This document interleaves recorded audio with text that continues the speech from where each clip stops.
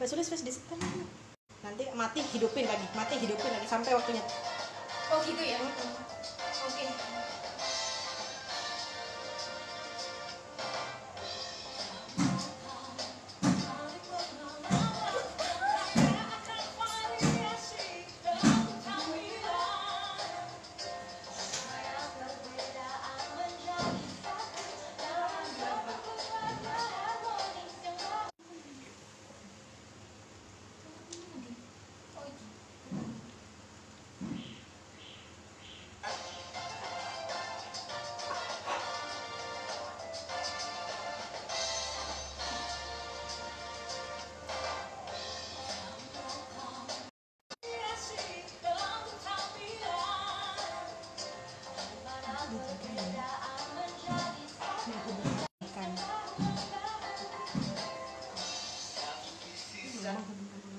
Menghubungkan ulang gitu. Tapi aku udah keluar, bikin dari lagi.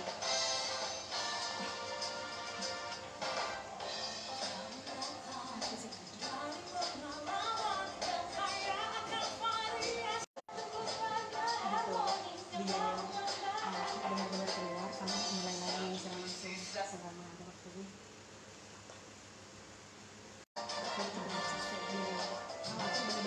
Jadi kita langsung biasa langsung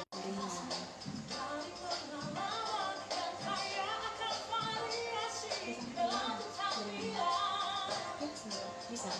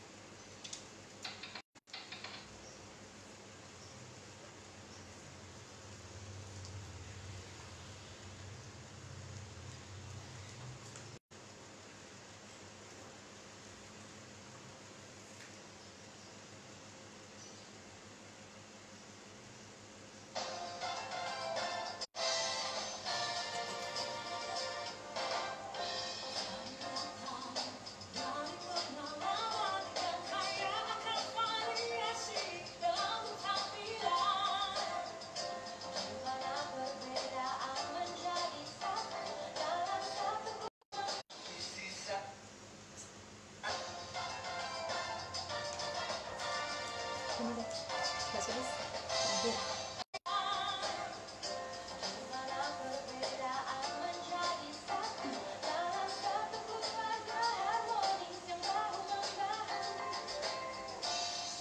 Bismillahirrahmanirrahim. Selamat sore para mitra DEP dimanapun teman-teman berada. Assalamualaikum warahmatullahi wabarakatuh.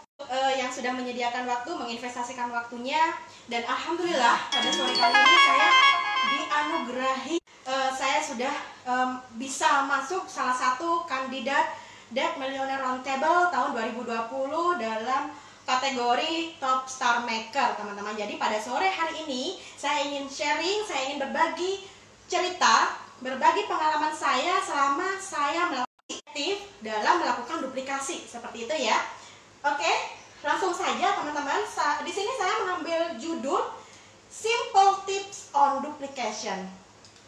Duplikasi itu adalah hal yang fundamental dalam bisnis MLM, khususnya bisnis DEP ini sendiri, teman-teman. Jadi, ingat, tanpa duplikasi, bisnis jaringan kita tidak bisa bertumbuh secara cepat, tidak bisa berkembang secara signifikan. Nah, duplikasi itu bagaimana kita bisa memimpin jaringan kita untuk melakukan sesuatu. Sesuatu yang bagaimana? Yang simple. Sesuatu yang dilakukan adalah sesuatu yang tidak rumit, sederhana saja.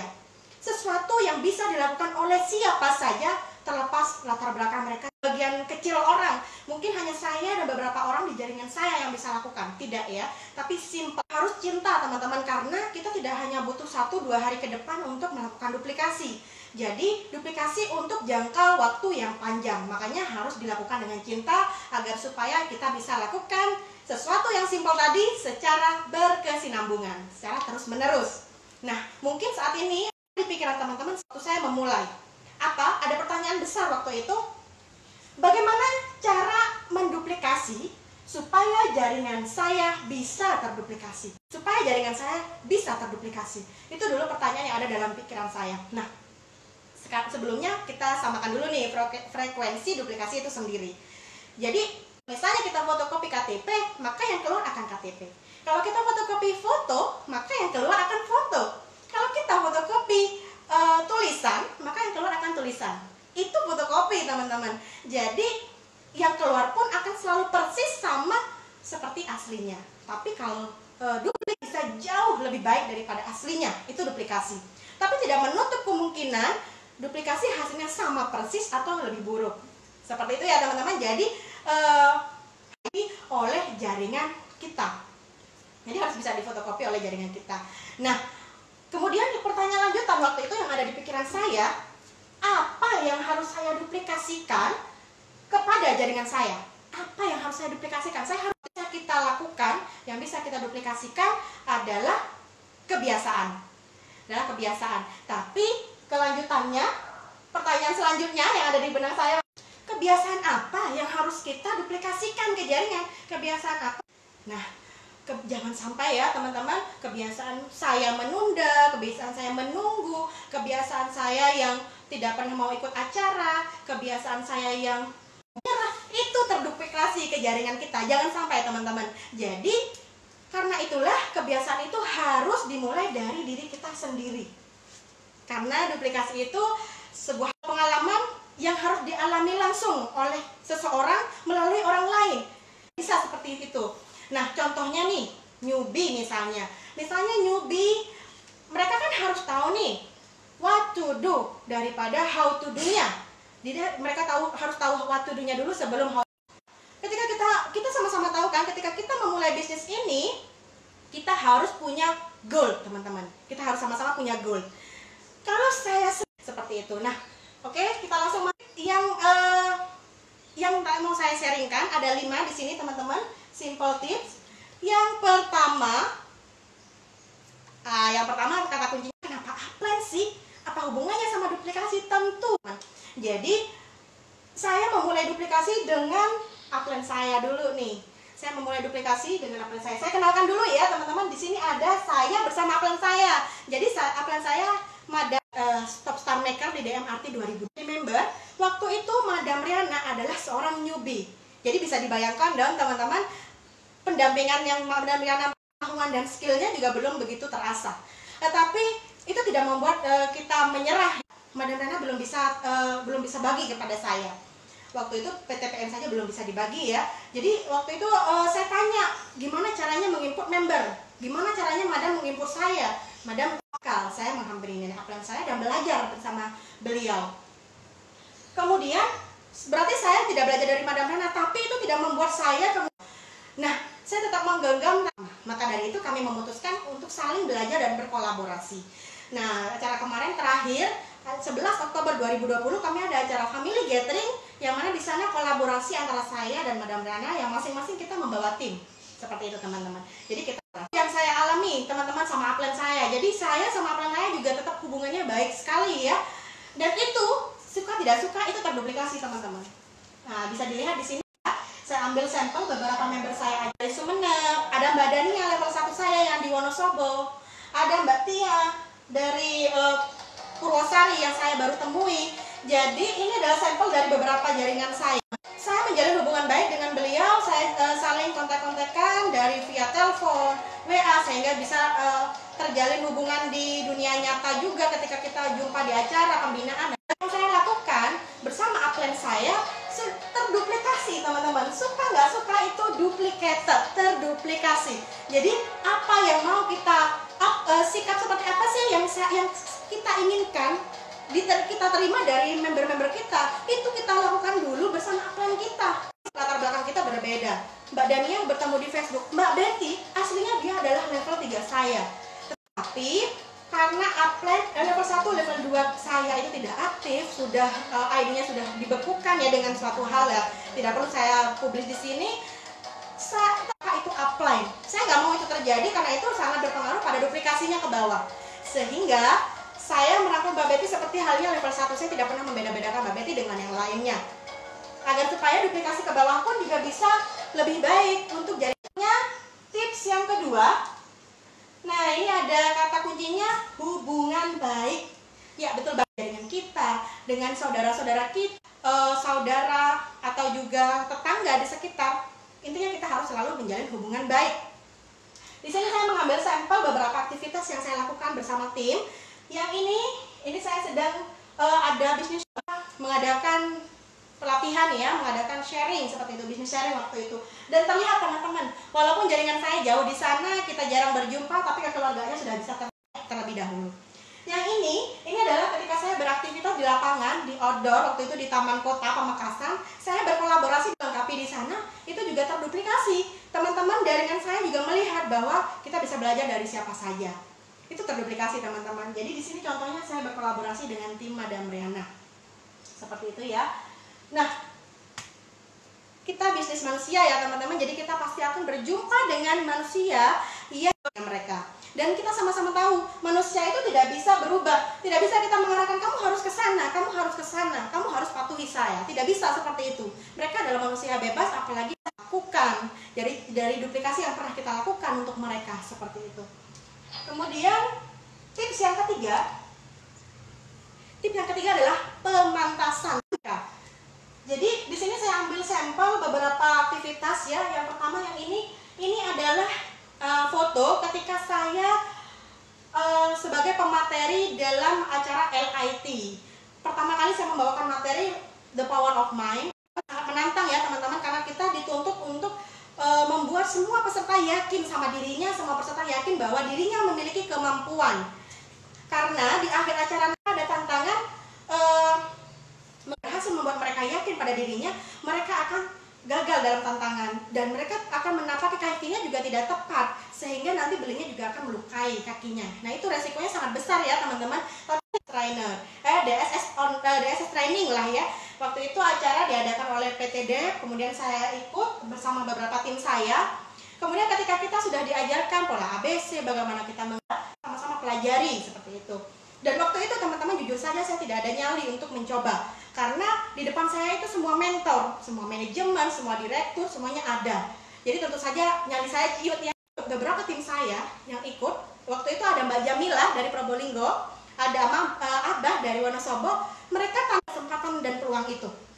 Itu membuat saya merasa tidak pantas dong. Saya seharusnya yang memberikan contoh duluan kepada tim saya. Saya harus melakukan pemantasan untuk menjadi upline mereka. Jadi saya tanpa pikir panjang, saya mengacukan tangan dan mengambil kesempatan itu.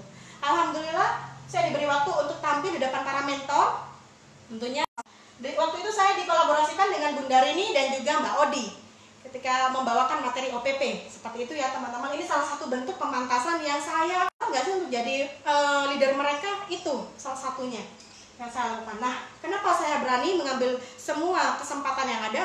Karena saya yakin tugas di depan saya tidak pernah lebih besar daripada kekuatan yang saya punya sendiri. Makanya dari situlah saya ambil kesempatan untuk belajar, untuk mengasah keterampilan yang sebenarnya sudah ada dalam diri.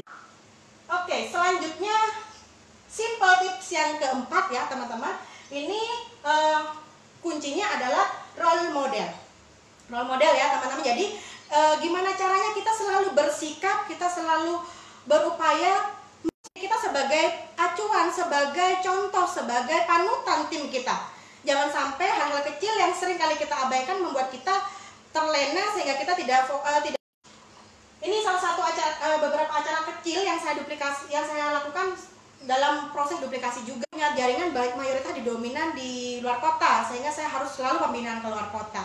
Saya melakukan buka stand di Pamekasan agar supaya teman-teman di Pamekasan punya wadah untuk aktivitas. Saya beri nama stand aktivitas rutin. Jadi kita tidak terfokus sama orang. Kita ajak newbie atau prospek yang kita miliki untuk datang ke stand dan sama-sama kita yakinkan, sama-sama kita ajarkan bagaimana bisnis kita, bagaimana produk-produk yang kita pasang di bisnis ini. Nah, yang ini adalah ketika saya melakukan pendampingan ke level 1 saya, newbie saya langsung hampiri ke rumahnya, saya lakukan dan juga saya duplikasikan itu, saya posting juga itu. Kenapa saya posting? Tujuannya yang pertama agar supaya orang-orang di sekitar saya yang memperhatikan saya, mereka tahu bahwa bisnis saya itu real, bisnis saya tidak hanya ketika saya posting, member saya yang sedang saya ajarkan ini mereka akan merasa bahwa mereka diperdulikan lah, mereka akan saya care sama mereka seperti itu. Kemudian jaringan saya seperti itu. Dan berhenti berjuang untuk menjadi contoh atau role model bagi tim saya. Saya melakukan virtual di meeting Zoom rutin bersama tim saya tentunya bagi tim-tim saya yang tidak terjangkau untuk saya hampiri. Kemudian saya melakukan acara-acara kecil di daerah sekitar domisili yang tidak banyak, pioner lah yang saya libatkan di sana, sehingga aktivitas itu tetap ada. Kemudian kenapa saya harus melakukan itu? Karena saya tadi sebagai role model. Nah, saya yakin bahwa pandemi badailah yang membuat pohon berakar lebih kuat dan juga lebih dalam, teman-teman. Pandemi ini juga akan membuat kita jauh lebih kuat dan jauh lebih dalam ketika kita bisa memaknai itu sebagai sesuatu yang positif. Yang biasa, tim saya pun banyak yang seperti itu. Tapi saya anggap bahwa itu adalah seleksi alam. Secara alamiah kita bisa lihat mana yang potensi, mana yang tidak. Berakar lebih kuat dan juga lebih dalam. Selanjutnya tips yang terakhir, bayar harga. Tentunya kesuksesan ini ada harganya, teman-teman. Jadi sukses itu milik semua orang, hak semua orang. Tapi mereka yang membayar dan berani membayar harga melalui perjuangan dan juga pengorbanan. Saya sih menamainya P dan P atau 2P, perjuangan dan juga pengorbanan. Nah, waktu itu sama Mbak Betty, Surabaya jam 2 pagi dini hari ya. Jadi kita bermalam di Surabaya di terminal tepatnya, dan kita melakukan perjalanan untuk home demo di luar kota. Kemudian ini juga salah satu home demo di luar kota yang di Malang jam 12 malam, kemudian memilih hotel yang salah, itu pernah saya alami. Tentunya naik dan turun bus juga pernah semuanya saya alami, teman-teman. Kemudian ini juga salah satu bentuk perjuangan. Ini saya bersama Mbak Tia, waktu itu kita mau bolak keluar kota di Kediri, tepatnya di daerah lokasi tempat rumah Mbak Tia ya waktu itu. Kemudian ini sama Mbak Dania, waktu kita ketemu, kita langsung akrab, teman-teman, karena saya sudah menjalin hubungan baik sebelumnya. Nah, kenapa? Walaupun hal-hal dalam duplikasi itu adalah sesuatu yang sulit bagi saya, ketika saya sukses, semua perjuangan itulah yang akan menjadi cerita hebat dan berharga bagi saya. Mungkin itu saja yang bisa saya sharingkan untuk sore hari ini. Terima kasih teman-teman yang udah ikut live-nya, semoga bermanfaat. Terima kasih partisipasinya, investasinya. Ada kata-kata motivasi. Sukses itu juga bisa dicontoh dan juga ditiru. Mulailah dari sekarang, kita sama-sama yuk kita belajar untuk memulai duplikasi dari hal-hal yang terkecil, kebiasaan kita dulu. Itu saja, terima kasih. Kurang dan lebihnya saya mohon maaf. Wabillahi taufiq wal hidayah.